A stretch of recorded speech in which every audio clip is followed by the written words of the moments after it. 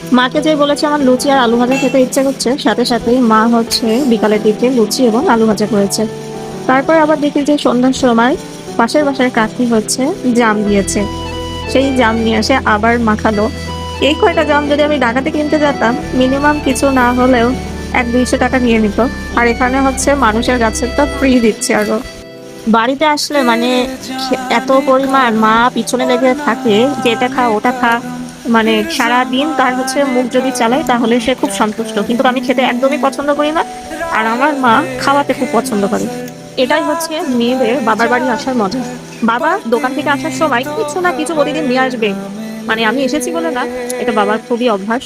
আমি ছোটবেলায় একবার হচ্ছে বাবা বাজার থেকে জুস আনতে বলেছিলাম, নিয়ে এসেছিল না বলে আমি বাবাকে বাইরে দাঁড় করিয়ে রেখেছিলাম। তারপর থেকে আমার বাবা বাড়িতে আসলেই আমার জন্য কিছু না কিছু নিয়ে আসবে।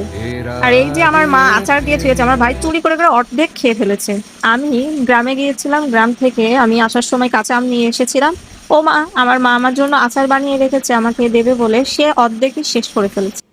ঢাকায় যাওয়ার সময় আমার মা যে কত খাবার দিয়ে যায়, যেটা